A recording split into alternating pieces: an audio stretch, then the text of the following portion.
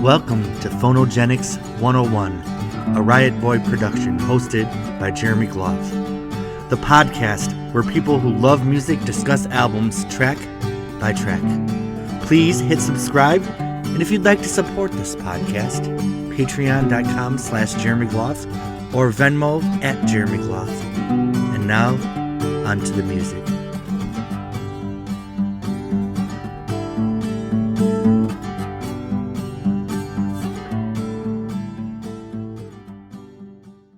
Hello, everybody. Welcome to Phonogenics 101. This is Jeremy Gloff, and we are Janet Jackson and Madonna fans. And we're here to talk about music. Thank you to all my Patreon subscribers and the YouTube subscribers. And to my friends here, I met a lot of the Phonogenics panels in the last month in my traveling around the United States. Sharon and I shared a delicious coffee and gelato in Seattle. I met a good chunk of the Joni Mitchell crew. Washington State, like the middle of the state, it's a whole nother world in Seattle. So anyway, tonight we are here to talk about one Miss Janet Demita Jo Jackson. We had a very fun conversation about her first two albums. We had a very emotional conversation about her third album, Control. And tonight we gather again to talk about Rhythm Nation 1814, released in 1989. So everyone knows y'all, but why don't we just go around and just say a little bit about you and Rhythm Nation? David, let's start with you in my upper left. Hi, I'm David from Miami. Lifelong Madonna stan. Huge Janet fan. Was a fan of Janet before Madonna because I loved her in different strokes. So I was like, I know her. She sings. Oh, good times. Rhythm Nation, like she came right out the bat, like Miss You Much, huge. Yeah, like I kind of like it because the divas like Whitney Houston had taken her neck off Madonna and Janet's, and had taken her foot off Madonna and Janet's neck and gave them a break in '89, and then Janet had to catch up. Madonna had 7 number ones, Whitney had 7 number ones, and all Janet had was 1 number one.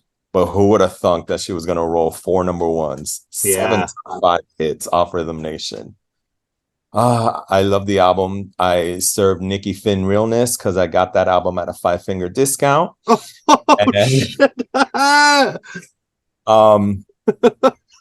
Great album. Like listening it this last week to get ready for this podcast, I was like, oh, State of the World. Why didn't she release it? I know. And I heard it on radio all the time. But she released it in Japan, I think. But here we're in the middle of her second, like, humongous album. Yeah. Like I said, you buy a Janet album at that time and you knew there was at least 7 good songs. Yeah. And iconic songs. Not exactly. No, Love Makes the World Go Round. No, I Know It. These were just bops. And no bops. Shooby-Doo, even though I love Shooby-Doo. I love Shooby-Doo. All right. Next, celebrating 15 years of friendship. This week, Jeffrey Dicker from LA. Welcome. And the fact that Jill Jones introduced us is like the best part of it all. I know, no big deal. Just hanging out with Jill Jones. That's all. No, but when I was a kid, I would never have even thought that one day I would have even be in her orbit, let alone I know. be friends with her to then introduce me to you. And then you have met Sharon, who was my best friend growing up. So it's just like this crazy love thing going on. I love it. Anyway, I love it too. Yes, happy friendiversary. I love Janet Jackson. I missed the Control discussion, unfortunately, but that album was like huge to me. I listened to it over and over and over again. Couldn't believe all the good songs on it. And then Rhythm Nation comes out and it's like another one where it's like, fuck, every song's amazing. And you're just like, how is somebody this good? And like, just every song you wanted to listen to repeatedly and it made you feel, and the lyrics were so strong and like about unity. And it just, as a child, being in an impressionable age, it just made me go, we all have to come together. And to see what's happening now, you're just so disappointed with people because you're like, you listen to Janet Jackson, what the fuck's wrong with you? Yeah. Were you not listening to the words? Like, she delivered it all. I mean, anyway, but This was one of the first CDs I ever had. Of course, I got it on the release day, and I'm just obsessed with it all the way. Yeah, happy to be here and see you I'm all. so excited to talk about this album tonight. Like, I've been looking forward to this all day. All right. There's Madonna. There's Cher.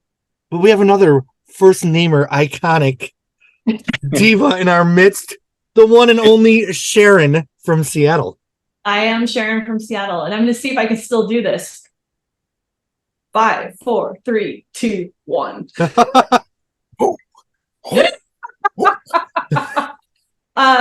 This record means so much to me. It's funny, we were talking, I think, in the chat before we started about how this record brings up so much memories. Like it's like this is one of those records, I think, I'm gonna guess I speak for all of us when I say like it like brings you back to a time and place like nothing. Because it was massive, it was everywhere, and also I just think it's one of the greatest records ever made. Yeah. Like I just think that's undeniable. Like I think people from all walks of life like would agree with that. It's like it was such a phenomenal record. I had it on cassette. I like one of my most vivid memories about this record was not the record itself. I had it on cassette, but opening up the Sunday paper in the LA Times and seeing a full page, like double spread of the tour announcement and the picture of her and the tour announcement. And being like, oh my God. And I'd never been to a concert. At that point, I was way too young to go to a concert. Funnily enough, my first concert would be Wild Blues in '91. So by that time, I guess I had my music taste had maybe evolved. But I remember thinking, oh my God, that's so amazing. I could go see Janet. And like, and I was definitely way too young for my parents to allow me to do that. But the thing about this record, for me, not just how incredibly iconic it is, both in terms of the sound and the songs, which we'll get into in a second, is also just the visual execution of this record. Yeah. For me, it's really funny when I look back at it visually in terms of the style and the videos and the iconography of it. I think I've talked about it repeatedly on all of these podcasts. I ended up in the goth scene, in the goth industrial scene specifically. And I have a joke in the goth industrial scene about like that was the most industrial, least industrial something ever. And I make that joke about a few different things, one of which is Duran Duran's The Wild Boys video. But I think actually Janet Jackson's Rhythm Nation is like the quintessential most industrial, least industrial everything, because like the aesthetics of it are just so fucking on point. It's so beautiful. And it's like everything, like I remember like wanting to be her in those videos. Like she's so fucking amazing. It was like, man, I like powerful and like beautiful, and the aesthetic of it was like so much of like where I ended up in the industrial scene of like this like kind of like a hard grit of it and the black and white. I even now looking back, I'm like, man, it's all there in the Rhythm Nation template. So that was kind of something I was thinking as I was going back and listening to this record. So I am so excited to be on this journey with everybody, and I can't wait to get into the record. Cool. Well, we're going back to 1989. I think Rhythm Nation was one of the last things I bought in vinyl during that first era of music. And then I bought it on CD. So this kind of came out right in that transition, because I think the last Madonna vinyl I bought was Like a Prayer. The first CD was Unbreathless. So this was kind of like that transition. I just looked. Madonna's Like a Prayer came out in March 1989, and Rhythm Nation was either September or October. So at the time Rhythm Nation came out, like I was in full fucking blown Madonna land. Like a Prayer was such a cute. I kind of forgot about Janet a little bit because it'd been a few years since Control. I loved her, of course, but Janet really snuck in right in the midst of some serious Madonna fever. So of course I loved Miss You Much, and we'll get into the songs. But Control was such a colorful, bold album, and for Janet to come out with this as the follow-up, I think this was such a daring album for her to make at that time. And we'll get into it. The full title is Janet Jackson's Rhythm Nation 1814. I heard the 1814 is because R is the 18th letter of the alphabet and ends the 14th, which is weird. But I'm going to show the collection here. 7 singles from this album. We have Miss You Much. So I have all the Japanese remixes. I have 3 Miss You Much singles. Then there's Rhythm Nation, Escapade, All Right, Come Back to Me, and all these CD singles from Japan, they have like 10 mixes each. Black Cat, Love Will Never Do Without You, and then Japan only, the State of the World remixes. I have that. All right. Well, like I said, I remember Rhythm Nation coming out, and I was so into Madonna that I didn't have that like build up to Rhythm Nation where you like anticipate the album. I was so busy with Madonna that Rhythm Nation just kind of showed up in the middle of all of it. But then, of course, when I bought the album, I loved it. A few things before when I re-listened to the album, it was so cutting edge for the time. Like these sounds on this album are so fresh. Some of it's almost even noisy now to me, but I love it. But it was such a bold statement. So before we go into the track by track, does anybody have anything they wanted to say about the overall going into Rhythm Nation 1989? Or the cover artwork? Let's talk about the cover and the era. I kind of feel just like you because I was so enthralled in like a prayer at the time.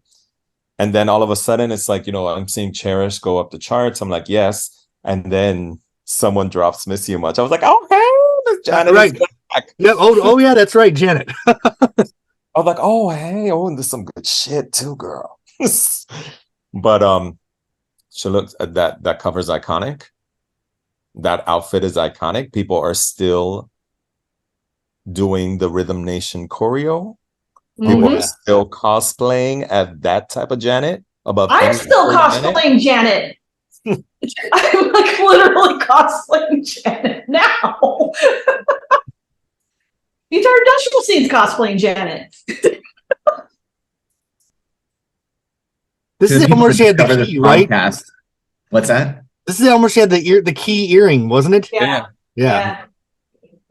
To the people that discover this podcast in the future, you'll never know the feeling of what it was like that in one particular year there were so many amazing songs that came out week after week after week after week, all year long. And I mean, like you forget the Like a Prayer album came out in that year, and so did Prince's Batman, and all those 3 albums alone, I would have listened at the time. I would have listened to obsessively. Do you know what else I'd add to the bunch, Jeffrey? Fucking, that was the year of Wendy Lisa, Fruit at the Bottom, wasn't it? And I love that fucking album. That album was great. I listened to that. Pet Shop Boys had something that came out around that time, so it was like, it was just all your bands with like shit. It was great. It was a great time. Was that Jody Watley, Larger Than Life, that year? Violator by Depeche Mode. Oh no, it was not. That was 1990, I think. Yeah, no, it was 89. No, because that was like look that up. That changed everything for me. Yeah, I mean that album is like that's one of my favorite albums of all time for sure. Yeah, that album is just. That was when Sharon started wearing black T-shirts and like dyed her hair black. As you're looking it up. I dyed my hair black in high school too. I gotta find pictures of it. You know what else came out that year, which was she didn't have a huge career, but fucking Jane Child's first album. I love that whole album. Oh yeah. I remember there was some kind of like industrial stuff on that album because it was like she did it all herself. Lisa Stansfield, didn't Stansfield come out around that time? Yeah, she did in England. That's right. Been All Around the World came out in 89. I love so much good music back then, man. So much. But it was, oh my God, I'm sorry. Soul to Soul as well. Oh, so that's very a good album. fucking record. Oh, so just I had to look it up really quickly just because now I was curious. The top hits of 1989. I'll just read them really fast. If You Don't Know Me by Now, Simply Red, Keep on Moving, Soul to Soul, So Alive, Love and Rockets, Miss You Much. She Drives Me Love and Rockets. Oh my God, So Alive. Sorry, It's a great song. Move on. Miss You Like Crazy, Natalie Cole. When I See You Smile, Bad English. Real Love, Jody Watley. Pump Up the Jam, Technotronic. Blame It on the Rain, Milli Vanilli. Like a Prayer, Madonna. After All, Peter Cetera. Lost Your Eyes by Debbie Gibson. Good Thing by Flying on Cannibals. My Prerogative by Bobby Brown. The End of Innocence by Don Henley. If I Could Turn Back Time by Cher, Express Yourself by Madonna, Bust a Move by Young MC. I mean, Right Here Waiting. to have all these songs in 1 year. The New Kids Another on the Day in Block. Paradise by Phil Collins. What year was Pictures Taylor of Dane's Cher. Shelter? The Best by Tina 1990, Turner. but it came out in The '89. Best by Tina Turner. Oh my god. Yeah, Me, The Myself, Best. and I by De La Soul. Free Fallin' by Tom Petty. I was just gonna say, "Running Down a Dream" by Tom Petty. Oh my God. Sowing the Seeds of Love. Oh, Revival by Eurythmics. Fool's Gold by Stone Roses. Kickstart Buffalo My Heart by oh my Monster. god. Buffalo Okay. Stance by Nina Cherry. Oh, don't raw like sushi. So sorry. Segue Raw Like here. Sushi. I would do anything to do a podcast on Nena Cherry's Raw Like Sushi. We'll do it It's for one your of birthday. Let's do it for your birthday. the greatest record. Oh All my of you God. guys, if you want to pick one for your birthday, we can do it. That's our Yeah. present to each other. Yeah. I love that record. Bad Dance was a #1 hit for Prince, right? Yes, it was. Vicky Vale. Vicky Vale. Vicky Vale. Put the 7-inch in the computer, bitch. Anyway, That's right. so Janet Jackson's Rhythm Nation was getting released into a very fertile music environment. This is when sampling was kind of a newer thing. Because I remember everyone was talking about how she sampled Sly Stone on the title track. And I didn't, Prince had done the sampling on Bat Dance with the voices. So music was really, really changing in 1989. When did Paula come out? Was that 88?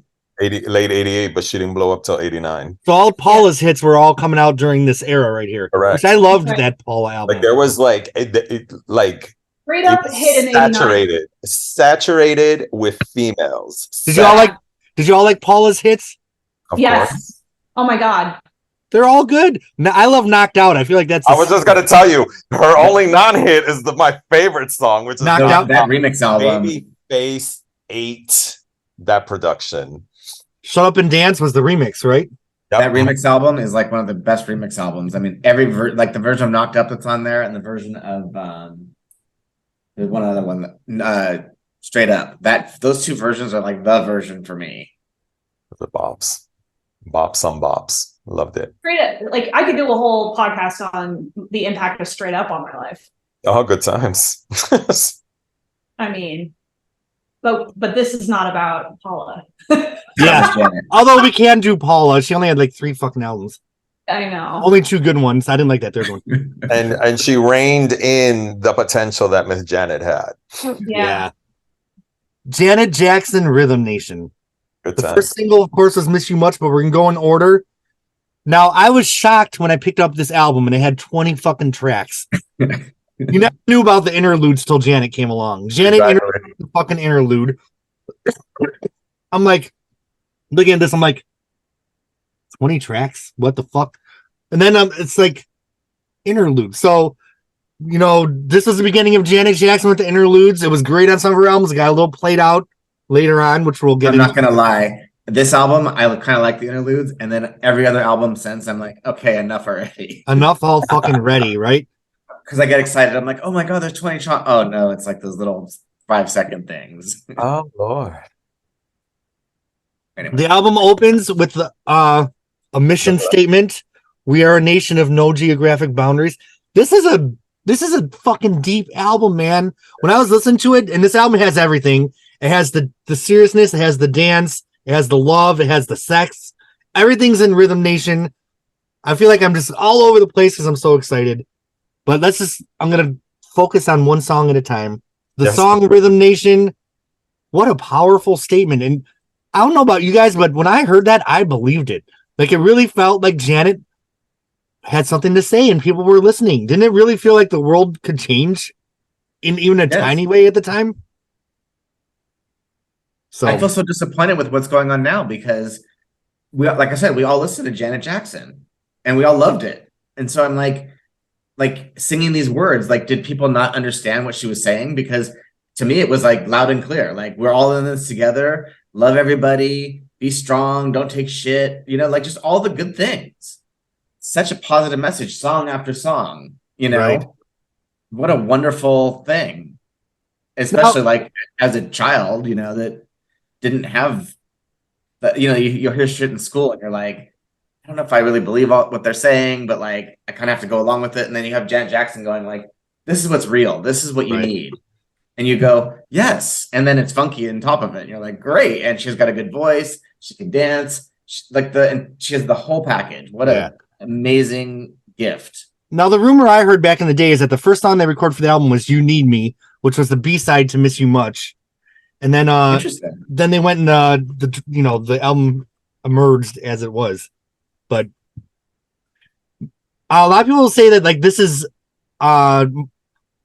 Janet's "What's Going On," like if in the Marvin Gaye world. Yeah. And then Janet, her next album is her "Let's Get It On." Seriously. Facts.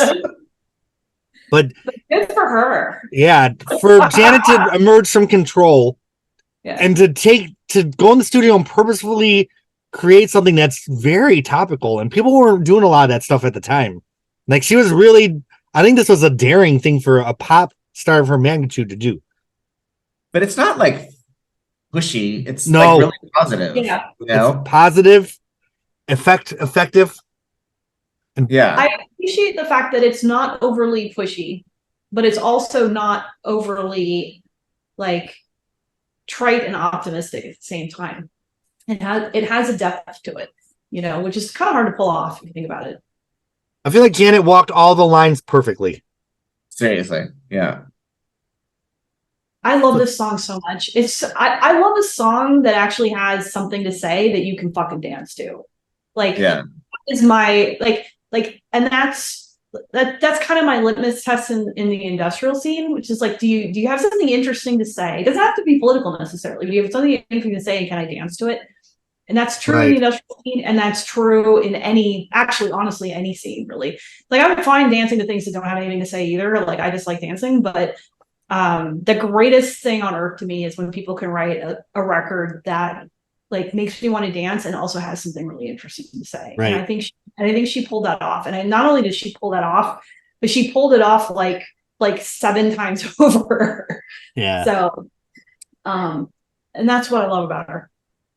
I feel like the title track is such an opening statement.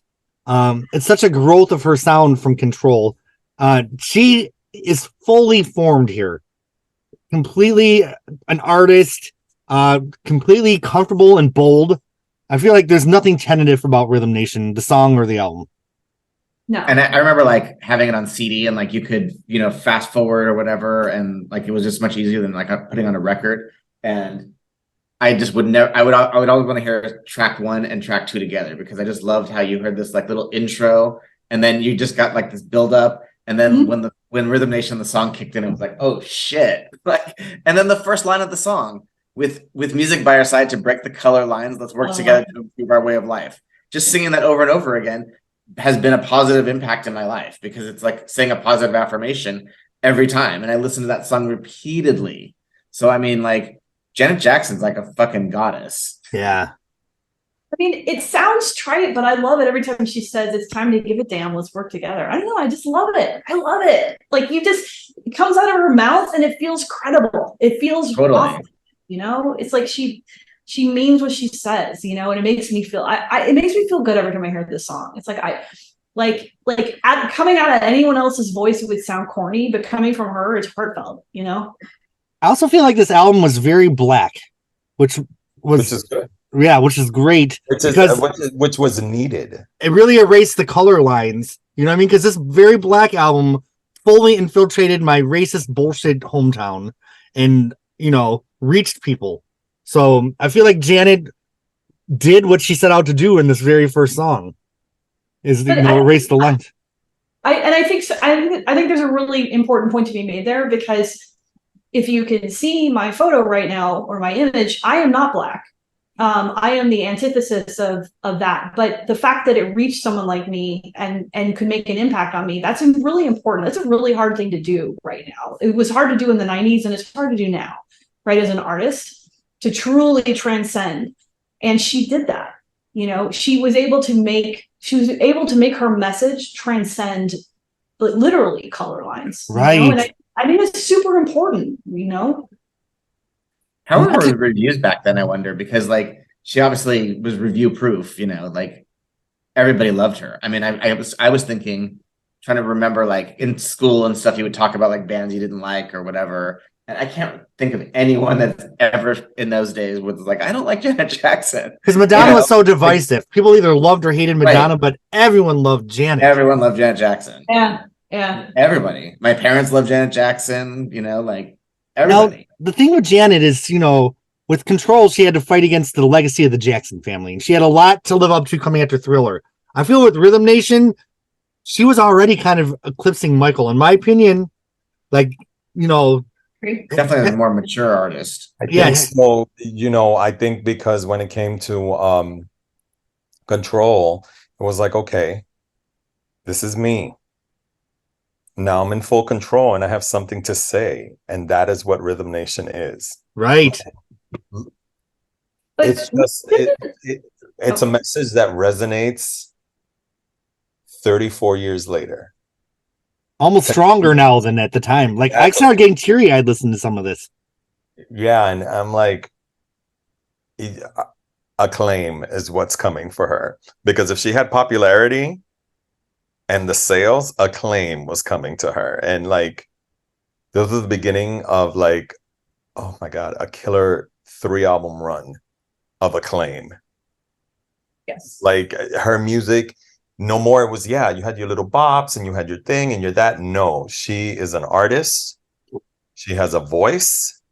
She has something to say, and we have to listen. And Rhythm Nation is that. Let's talk about the iconic video. Let's talk about it peaking at #1 on R&B charts, dance charts, blocked at #2 by Another Day in Paradise by Phil Collins. Really? No, Damn, that hurts. That hurts. That was her second single. And who knew that she was gonna run shit in 1990 and have another, you know, 3 #1s and another like 5 top 5 hits. And that the Sly Stone sample, so fucking funky. Like, this song is just so damn. Sounds pretty simple to say, but I fucking believe it. Like, I hear this and I believe it. Yep. I want to change the world, and that's why I work at a nonprofit, damn it. As a Rhythm Nation.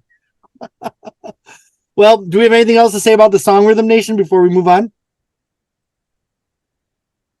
The remixes were good too. There was like an R&B flavored remix that was good. And it had yeah. like her background vocals on the chorus were more up front. So I always liked that remix. I don't know what it's called. She had like 10 remixes for every song, and sometimes they were like so slightly different, and sometimes you were like, I don't even know what the fuck is going on in this remix. And it was, her remixes were all over the place, I thought. Yeah, I thought so too. Well, next we have an interlude called TV, where they're like flipping TV stations, which is very topical. Maybe that's a little cliche now, but at the time people weren't really doing shit like that. And then of course you know what it reminds me of? That little interlude always reminded me of the beginning of System of Survival by Earth, Wind, and Fire. Okay. Because they start off with the news and all this stuff and the TV reporters and stuff like that talking, and then they go into the song. So I was like, oh, this is cute. I know this. I like how she has a little Looney Tunes running. Isn't that Bugs Bunny? Like a... Okay. The next song is State of the World. So we're continuing the topical theme. Another cutting edge technology, funky, deep song. This song wasn't a huge hit, so when I listened to the album, it was very refreshing. Like, I forgot how good of a song State of the World was. And her last tour, not the most recent, but before this, was the State of the World tour, where she opened with a lot of these Rhythm Nation songs. Wow. Mm-hmm. So she actually opened with The Knowledge. Knowledge. What a fucking ballsy song to open a tour with. God, I love that song. Yeah. I didn't know that until Jeremy told me, and I was like, oh. She came out with a cane and just fucking owned that song.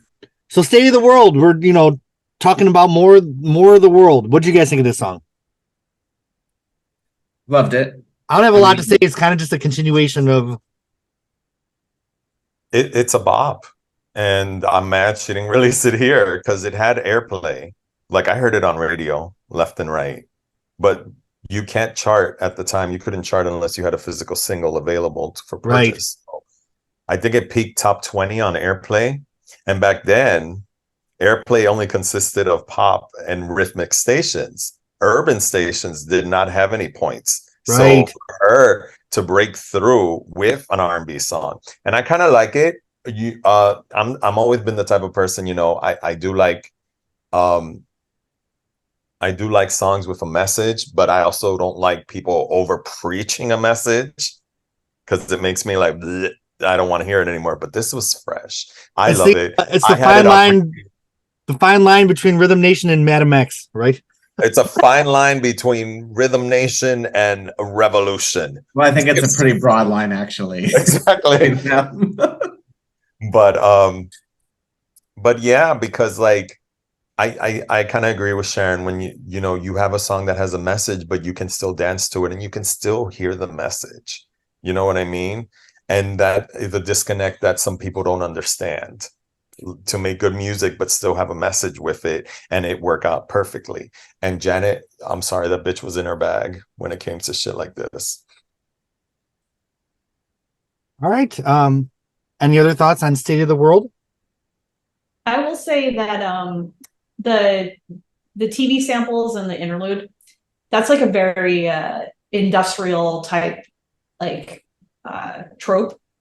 And then I would say the whole like concept of the lyrics of State of the World and the sound of it, of course, is very, I mean, it's like unrepentantly an R&B song, but I think thematically it, and the fact that it's a little bit avant-garde for what it is, like, it's funny when I go back and listen to it now, having like at the time I listened to it and I listened to it for what it is, but when I went back and listened to it now, I'm like, I can see the template for myself privately in a lot of these songs. I was like, I can see now where I went in the industrial scene and how like music like this was actually influential on where I ended up going, because a lot of that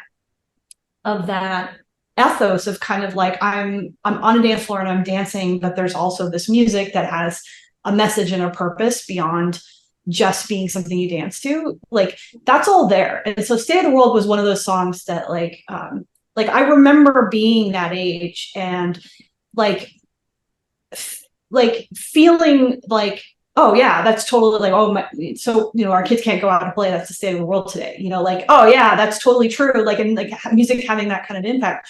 I mean, I was a kid, I was like very naive and very simplistic, so like I don't think I had gotten to the point where more nuanced lyrics might have landed better with me, but the purpose there was there, and I really appreciated that about her, you know, that she was writing, she didn't have to write songs like that at that point, right? Like her previous record was predominantly, you know, songs about love and relationships, right?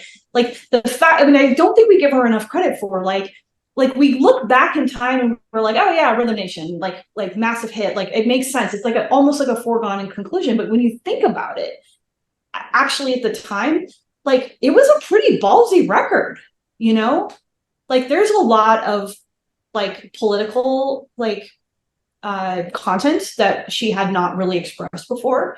She was really showing up as a powerful, like fully like embodied person. She wasn't like, I mean, she had moments of sexuality, but like you look at that album cover, she's not sexual in that album cover at a time when a lot of women were kind of like, even Madonna had her belly button. Right. But then Janet, and When Love Will Never Do Without You comes out, she decides to do like very sexy. Right. It's It's like, hello. But she was just creeping out little by little, and she had the great Herb Ritz, who knows how to make people sexy without being sexy. You know what I mean? Yeah, and like she was so cute. She had her hair up. She had a cute little top, and she worked it. She worked it. I mean, exactly, like effortlessly. And because then when Control came out, especially for me, like when the song Control came out, I just felt like she probably was being controlled by them, and you know, luckily she's able to do something on her own and not have to like rely on everybody else, because she won't have like her true life, and she's broken free of that, and good for her. And then decides this is what she's going to do, and then she does so well. So good for Janet. I just love her. All right. Any other thoughts on State of the World? We have another interlude, Race. And then track 3, The Knowledge, another song that's topical, but this song is funky. Mhm. So fucking, this trio of opening like topical, I consider these like the Rhythm Nation part of the album. And it's such a powerful suite of songs. I feel like The Knowledge is a song that gets better and better with age. It wasn't Yes. a huge hit, or it wasn't a hit at all, but it was definitely a sleeper. So what do you guys think of this song? Great. I love the part where it's like, prejudice? No. No. No. Oh my God, that was me in the office smart. today. I was like, no. How smart. It's like catchy and it's like a mantra. You're like telling yourself it's not okay to be racist. It's not okay to be a bigot. It's not okay to be all these things. And it's like, it's not preachy, but yet it's like, it's good information and it's funky. It's good for her. Like what a genius. And I love that she also tackled illiteracy, because I think that's something that a lot of people weren't talking about. That is a big, byproduct of racism sometimes. So Yes, she was digging deep on these songs here. And she was totally ahead of the curve, as we'll get to in a song, Living in a World We Didn't Make. Mhm. Like total visionary on that one. Yeah, I got the I love chills. this song. It's so I would say, like, I was talking about this on the Control podcast, like this one has more, I would say, peaks and valleys, not peaks and valleys, but it has more, I would say, of a range than Control did. And this is one of those songs where this one and Black Cat in particular stand out to me as being really different than a lot of the other content on the record. And I love this song so much. This is like one of my all-time favorite songs from Janet. It's just so unique. Yeah, like the sound of it is so unique. And like this one, I also have a soft spot for this because this is probably more industrially than some of the other tracks that she's ever done. So I have a particular soft spot for it, but I love this record. I love this song. And honestly, like, what a concept. Like, we do need the fucking knowledge. Like, I don't know. Yep. Janet, the world needed you then, and we need you even more now. All right. Any other thoughts on the knowledge before we move on? No. No. Okay, well, did we get the point? Good. It's time to dance. Let's dance. Let's dance. Miss You Much, the first single, she took that chair from the Pleasure Principle, and she took it to the next level on this video. Oh, yes, she did. Yeah. What an iconic video. What a great lead single. Yes. Everything that you love about a Janet Jackson pop song is in this song. A great chorus. She has those harmonies. This is the album where she really perfected like the Janet stacking the harmonies the way that she always did since then. I just think Miss You Much is the perfect pop song. And I love that the first 3 songs took on topical issues, but then, like she said in her interlude, now it's time to dance. Let's dance. What do you guys think of Miss You Much? If I've ever heard one, it's quintessential Janet Jackson. Like nobody could do this song. Nobody could do it other than Janet Jackson. Nobody. And it's like, okay, it spends 4 weeks at number 1, blocks My Cherish from number 1, blocks Sowing the Seeds of Love from number 1, number 1 R&B, number 1 dance, just a number 1 all over. And it was just, it was like, hey, I'm back. And, but I like that she was like, okay, my first single is going to be this bop. And then we're running with shit with Rhythm Nation. Like, I want people to buy the album. So we're going to put this little cute bop here. And then to get to that bop, you have to get through 3 songs that are important. Right. So I don't know. It's like Miss You Much is that bitch, has always been that bitch, will forever be that bitch. I'm like, it's just it's one of her best songs. It's just like one of the biggest 80s songs of all time as well. I don't know. It's just like huge when it was out. It was huge. It was everywhere. And that Janet signature chorus where she's kind of talking like M-I-S, because I love it when she does like the kind of chanty kind of things. Mm-hmm. She did some of it nasty, and it's just such a signature Janet thing. So good. And The her song is ad still so good. points, And the her extended Janet version. Jackson ad libs. Oh, good times. The extended version. That's the end? No. No. And then you get like 3 more minutes of like funk. You're like, ah, yes. That video version that we barely see. Oh, like, yo, she had Miss You Much. She had that breakdown, and then it went right into Rhythm Nation. Yep. I was like, that was an extended video of life. And something that we forgot to mention is, along with the album, she did release a long form video that had Rhythm Nation Knowledge Stay the World Right. Like, it was a video album of many of the songs. Wasn't Black Cat on there too? Yes, it's a live version. Yeah. Which was that's another thing to mention is a lot of the single versions are different than the album versions. Yeah. And that's kind of started with Control, but it really started with Rhythm Nation. Yeah, there's like, and in fact, a lot of times the radio version I liked better than the album version. And are those really available on CD anywhere? Like the number ones compilation, wasn't it more the album versions? You know, I know that they're all on Spotify now, Okay.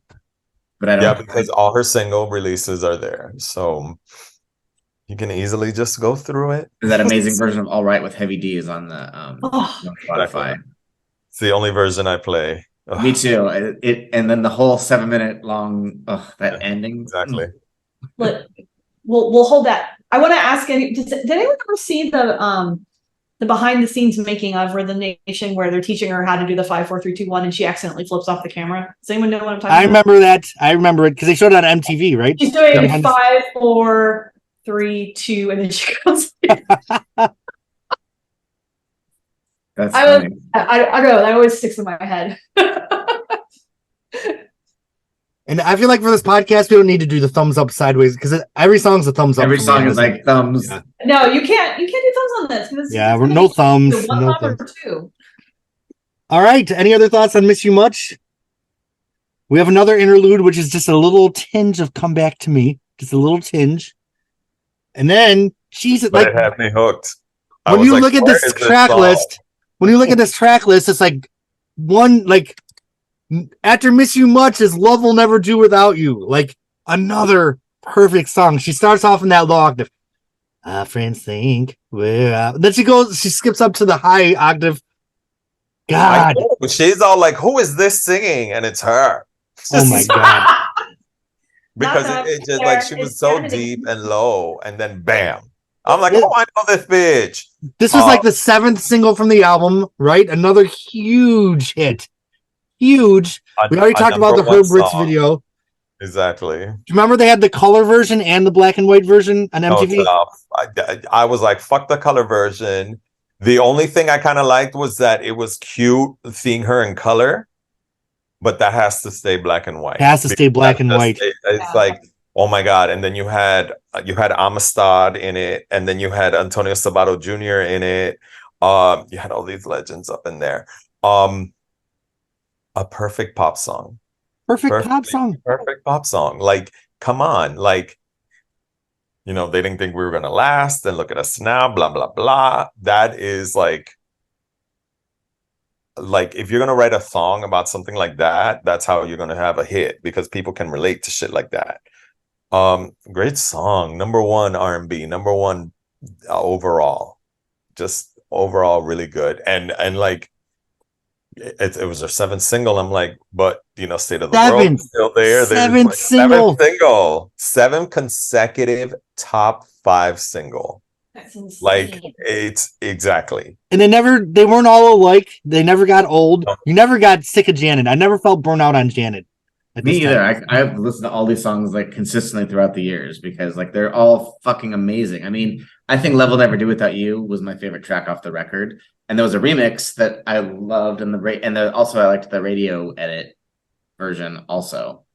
Now, do y'all feel, because when I think of the music climate around Miss You Much, then the music climate around Love Will Never Do, like this album had such a longevity that I feel like there was a whole nother set of songs that came out around the time of Love Will Never Do, because that's totally like a 1990 song for me. Yeah. Around that time, I think of like, wasn't that like Tara Kemp, Hold You Tight? Like there's a whole nother, the album had such longevity, it spanned eras. But the thing is, like, it wasn't going to be your typical 80s album.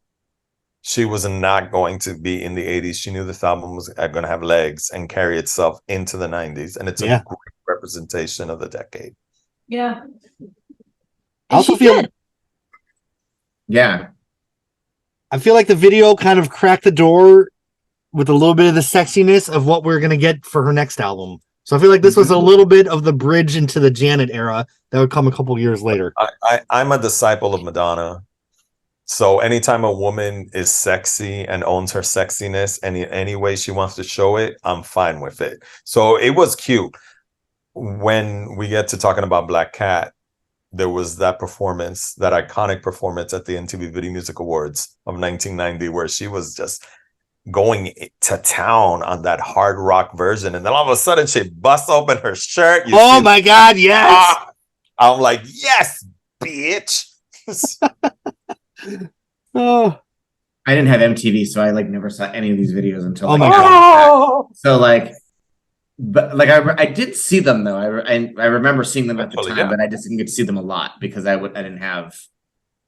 I may have had the home video though, because I feel like I watched because looking back, I was really attracted to Antonio Sabato Jr. at the time. ooh.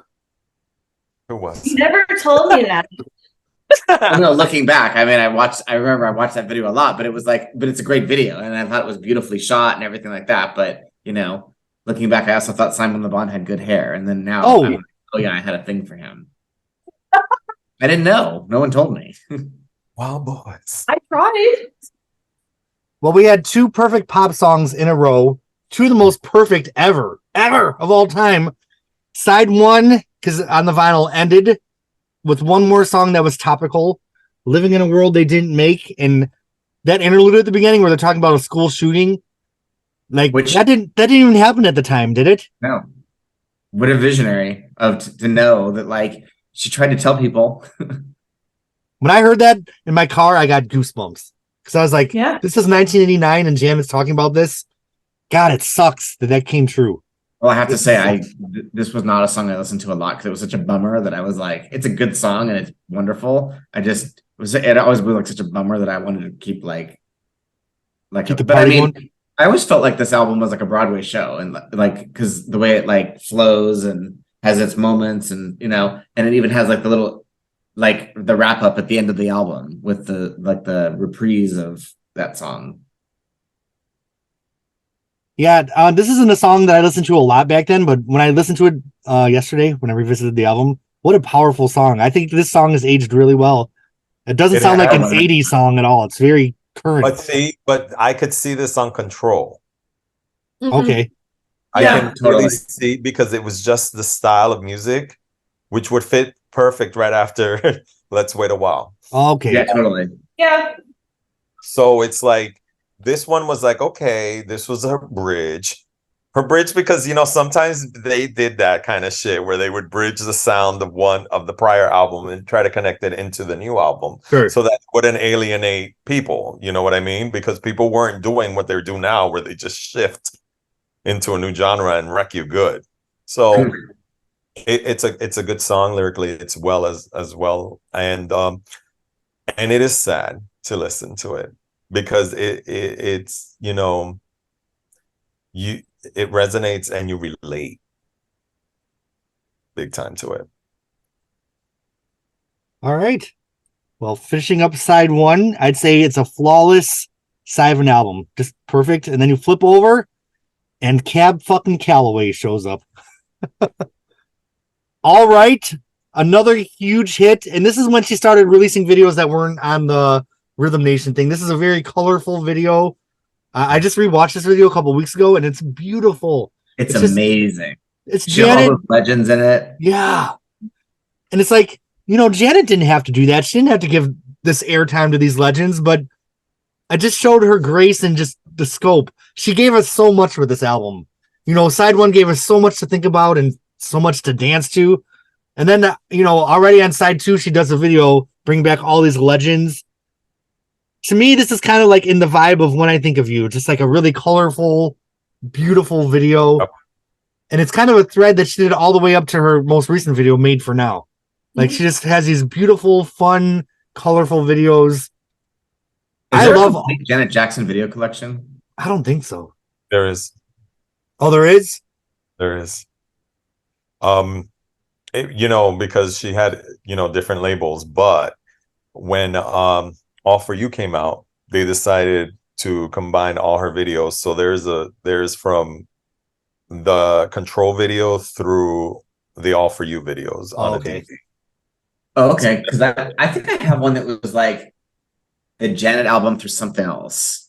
Wasn't there like something from Janet to Demita Joe or something like a DVD? I think, yeah. Yeah. Because I found it at a swap meet and I was like, what Oh. the fuck's this? Yes, those are the best. But I would like to see her early stuff again. I haven't seen those videos in years. And I guess I can watch them on YouTube, but I'm too lazy to like keep flipping through. I like to just have it all in one spot. Like Janet in her zoot suit and her ode to 40s Harlem and just like, she had the Rockette lady, she had Cap Calloway, and then she had the legend that is Heavy D. Oh my God, yes. The 12-inch version of that song, which is the video version, is just like, it's like the best thing ever. I used to listen to it over and over and over and over. Let me tell you, the clear racism that came out of pop stations that refused to play that version because it was rap, and they don't play rap on pop stations. Who would have known 30 years later, rap flourishes on pop stations? They definitely played it here. Why is Mariah always saying that she's the first person to have a rap artist on a pop song with Fantasy? No, because I always correct people. She would have been. Now the thing is, the official version that charted did not chart with Heavy D on it. So because remember, radio at the time was just pop and rhythmic. And if R&B stations are playing the rap version and pop stations are not, then they don't get the credit. The first pop star to have a collab with a rapper is Jody Watley. Watley with fucking Friends. And with Friends. I was just going to say that. Fucking amazing song. Great fucking good. Great fucking song. I love Jody Watley, by the way. Queen of Shalimar. But it kind of made me mad because when I did not listen to the pop station. I had to listen to that because I loved the video and I loved Heavy D. And like, I still have that rap, and it's the only version I have downloaded. I will nothing against the original version, but I love that version with Heavy D on it. And the song's so positive, like just such a great message. Like, good friends come and go. You're all right with this. So good. Oh, I'm getting like verklempt because you guys are all right with me. I mean, I was gonna say, like, this is, to me, like, if you do a top 5 of Janet of all time, like, this is in the top 3. Like, this song is like one of the greatest. Like, it's a perfect song. Like I talk about perfect songs. This is a perfect song. Like, how do you improve upon this song? Don't you think it's fair to say no one else could have done the song but Janet? Like, nobody but Janet Jackson could do this song. I mean, like, I talked in the last podcast about when I think of you as joy in a bottle. Yeah. This song, this is like, to me, it's the same. It's joy in a bottle. It's literally joy put to music. Because I feel like Janet had everything. She had the mind. There's so much heart in this song. Like, she had it all. Has it all. Sharon, Your Joy in a Bottle for me is coming up in another song. Oh yeah, me too. Because that song is the epitome. Does it start with an E? Yes, ma'am. And that is the epitome of Joy in a Bottle. Yeah, I'm gonna plus one you. Going with that, but all right is my joy in a bottle. But I hear you on that, and I'm happy to indulge you. It's just all about the long version with Heavy D and that long music at the end. Oh, it's so fucking good. And the choreography in the video, like, it's you can't hear the song without picturing the choreography. The album version just is like, I just wish they would swap out the album version for the Heavy D versions. All right. Any other thoughts on All Right before we move on? Peaked at number 4. And another club number 1 song. All right. Up next, the best best Janet Jackson interlude of all time. Baby. Hey, baby. Hey. Me and my friends used to say that all the time in high school. Silly. Edit. So that's the iconic Janet Jackson interlude of all time, going into probably my favorite fucking Janet Jackson song of all time. Because to me, if there's my joy in the bottle, fucking Escapade. The verse, the pre-chorus, the chorus, Minneapolis, like everything's. I was like going to say Minneapolis. And I feel like she tried to recapture the magic with Runaway, and you can't fucking do over Escapade. Yeah, no. Hey. You can't do that twice. Another song that would fit perfectly, another great song that would fit perfectly on Control, because it's the When I Think of You of this album. Yes. It is the perfect pop song on this album. Yes, Love Will Never Do is a great pop song, but this one's a better one. Yeah. It's great. I mean, again, it's like I just listened to this album repeatedly because every song was so fucking good. Sugary confection pop is without being cheesy at all. Like there's not a hint of cheesiness in Escapade. No, child. Who doesn't relate to? Yes, bitch. I just got paid. It's Friday night. No, that's a whole different song. I just got paid. I'm not gonna have a good time. And let's do this. And let's go on a trip. Doesn't beat that. Like you don't have to like make the rules up as we go along. Exactly. She already served her messages on the first few songs, and now it's like I want to have fun. It can't be all serious. And this one is a great song. Number one, 3 weeks in a row. Number one dance. Number one R&B. It was just so big at the time. Baby on delay. I just like this song makes me feel so good. Even how many years later is it? I don't feel like counting. All right. And just with the first few beats, you already know it's Escapade, and you're like, oh shit, let's go. Yep, let's go. All right, there's gonna be no acid in this house, and then we are. I love that interlude. Actually, I was all like, no acid in this house, and I'm like, yes, bitch, house acid house, yes. I have a cat named Miss Janet because it's a black cat. I know Michael did a little bit of the the electric guitar and beat it, but I feel like Janet. This song was the template for fucking Free Your Mind, Queen of the Night. I feel like everything went back to Black Cat with that rock sound. I love Black Cat. I think it was a daring song. So fucking good. And only she took some chances on that. I almost feel like, and I'm probably wrong, but like it was a dig at Michael because it's so much better than Dirty Diana. Oh my God. I forgot about Dirty Diana. Yep. You know what I mean? Like maybe I'm totally off base. I'm not starting rumors here. I'm not starting blossoms rumors. I feel like this song worked because the rock was still in at the moment. Right. Female rock was still in at the moment. So did Jimmy Jam and Terry Lewis produce it? I'm not sure. That's a great question. Because I would be curious to know. Let me look it up. What year was Lita Ford Kiss Me Deadly? 88. 88? Okay. Mm-hmm. But still, the rock music was still there. Rock groups were still having hits. Like, for those damn grungers, the grungers had to come along and ruin it for everybody, right? I'll leave them alone. They had impact. It's produced by Jelly Bean Johnson and Janet Jackson. Really? Oh. So another member of the time. Yeah, and this was a huge hit. Huge hit. Actually, I think I'm Facebook friends with him. I think he posted about that one day, and I was like, really? Her third number one off the album. Does anyone remember? I remember MTV did a little thing like coming up. Janet's in Paris filming her video for "Come Back to Me." It's the next single, but then Black Cat got released as the next single in the video. So did they mix up the timeline? Maybe I'm the only one remembering that. No, you're wrong because that's not how it fell.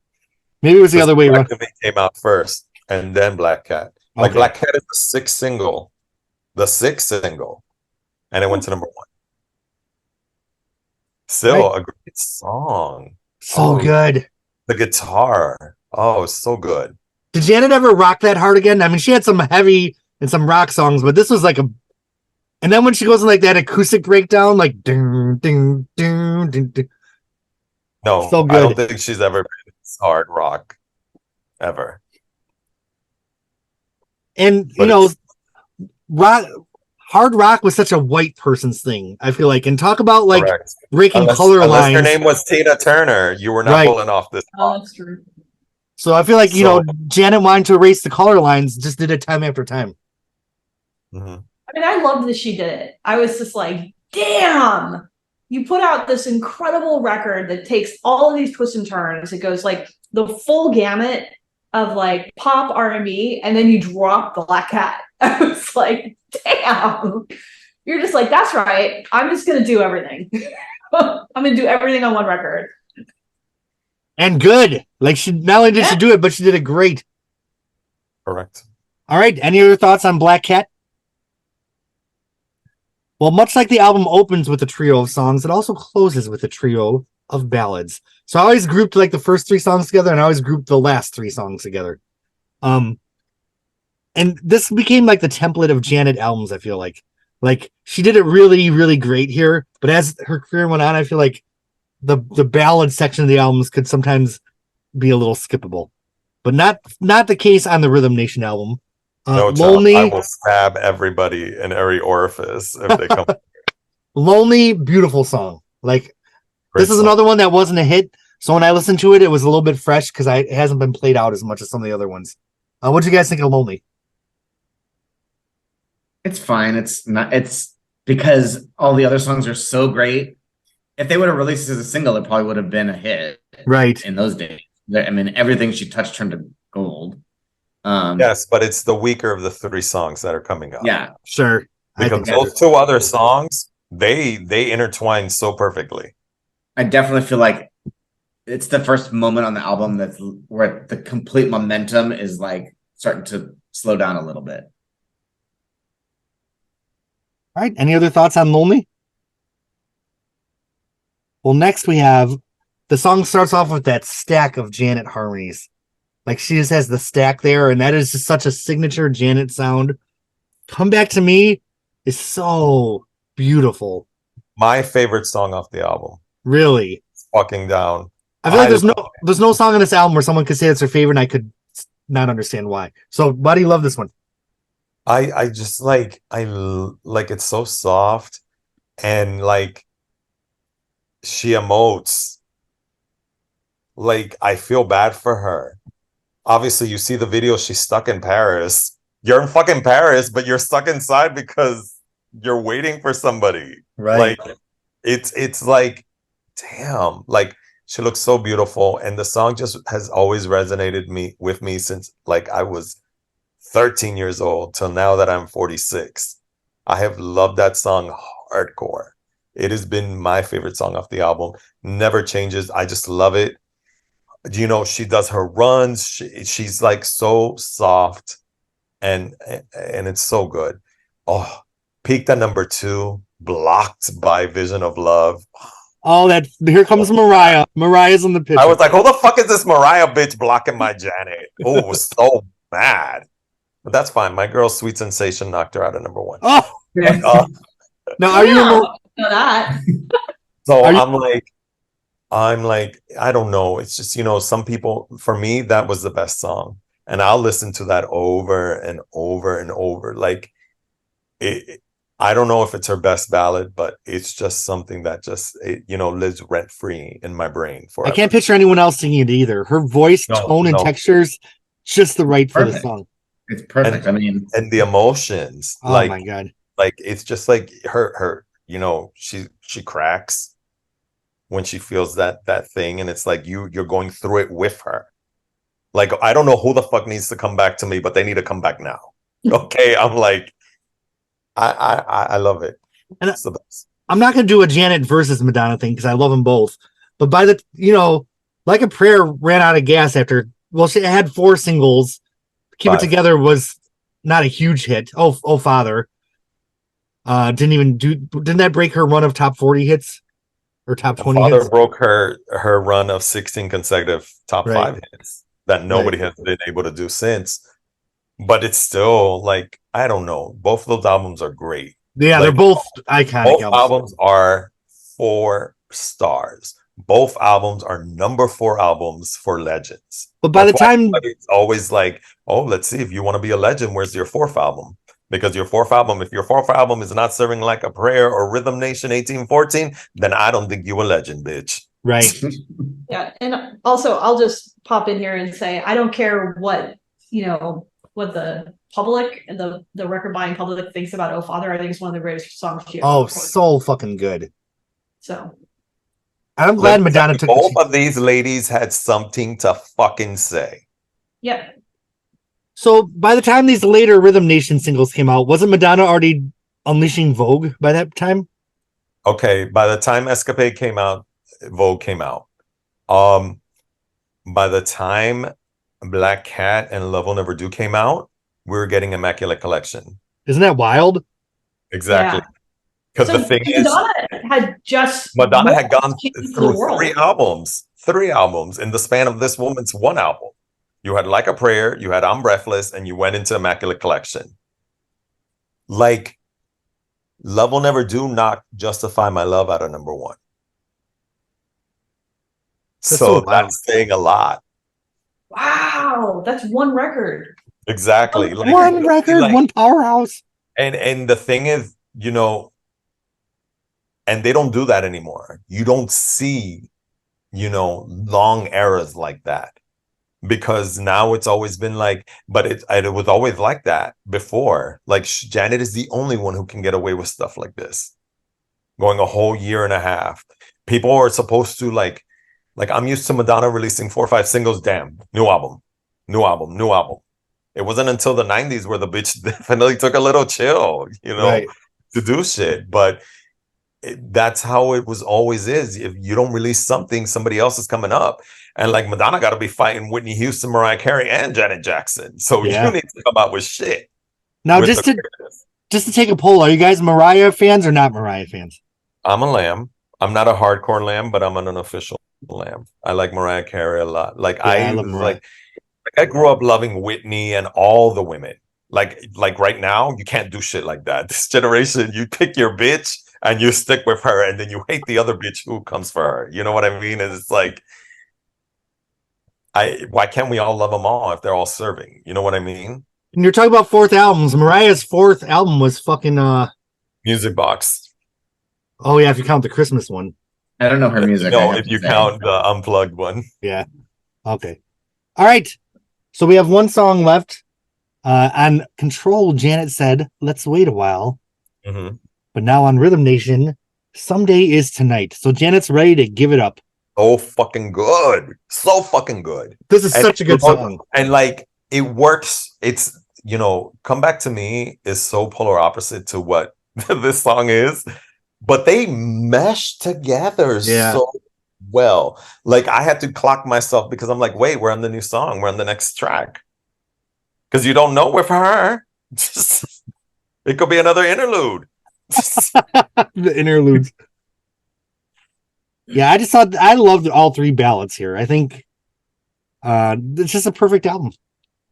Her ballads are underrated in my book. I feel like it's kind of throwaway, to be honest with you. But I mean, like, it's just that every other song is so fucking amazing, and this song is like simply good or simply great, Well, any other thoughts on these songs before we the album ended with an interlude, Incomplete Darkness. Okay. And what did she say? She said something really interesting at the end. That the only thing that sets us apart, I wish I would have written it down. But she ends the album with a mission statement, and there's a little bit of a reprise of Living in a World They Didn't Make, right? And it ends with the bell tolling, just like the album starts. This is a complete piece of art. Correct. So, a 10 out of 10. Yeah. And I give it 10 out of 10. You One can't of the most really, like even if you're like, oh, the last few songs weren't as big as the other ones and stuff like that, it's still better than what any of the other bitches were putting out. Agree 100%, because to have, like, I don't even know how many good, amazing songs on one record. I mean, the fact that, like, you could just listen to this album over and over and over again, and I heard it again today, and I just was like, man, I fucking love this record. And like little memories came back, like just feelings and Doesn't different. it open little doors? Like definitely opens little doors. It opened a lot of doors, and it's the power of music, and just like what a wonderful record, and just like it.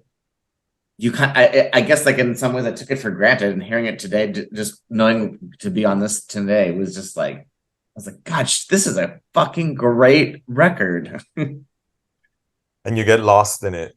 And I love getting lost in good records. So it's like I played it out these last 2 days. Like I didn't stop. Like I needed I needed a palate cleanser before the show because I was like, I need to just relax. I've already saturated in 1814, and now I can give my opinion. Let's do this. So Sharon, what's your rating and final thoughts? Oh, 10 out of 10. It's one of the greatest records ever made. Yeah. It's like, it's not even like that's an objective fact. It's not even an opinion.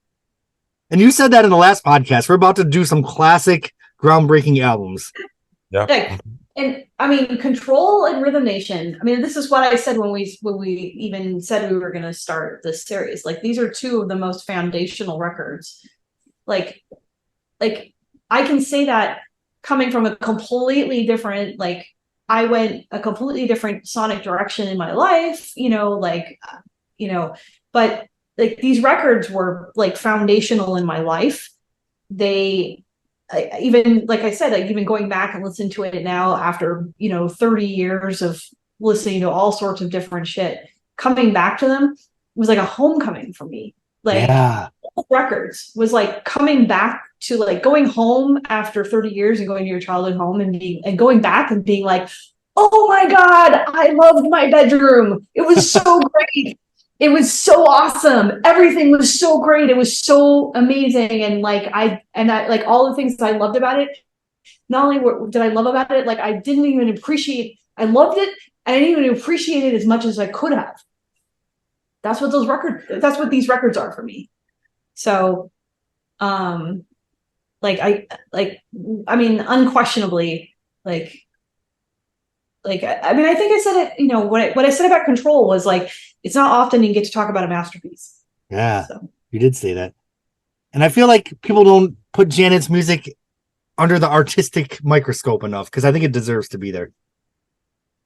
I mean, she always had like the full package. She always had great videos. She always had like, high production values. Jimmy Jam and Terry Lewis are freaking geniuses, and they just knew what to do with her. It's just a combination that works so amazingly. And it's so interesting because Janet was so 80s. Yeah, each and every time.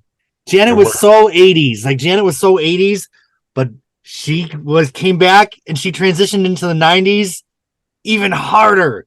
Like she made that a lot of people didn't make that transition from 80s to 90s. Pat Benatar, because you weren't supposed to do that. Right. If you were big in one decade, you can't come into the next decade. You can sprinkle yourself at the beginning, but that's the end of that.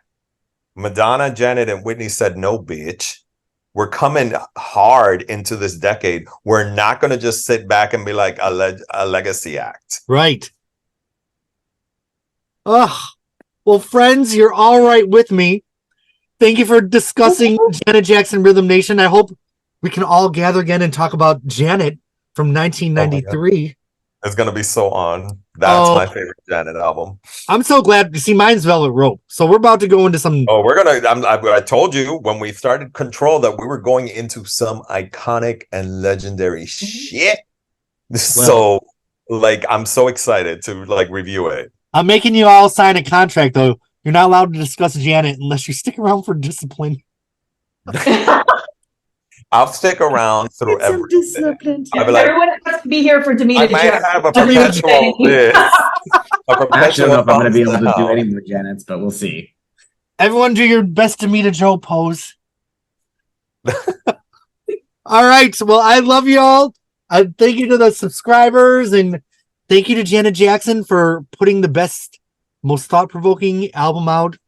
One of the best of all time. Thank you, Janet. Thank you, Janet. I will see you all next month, my friends.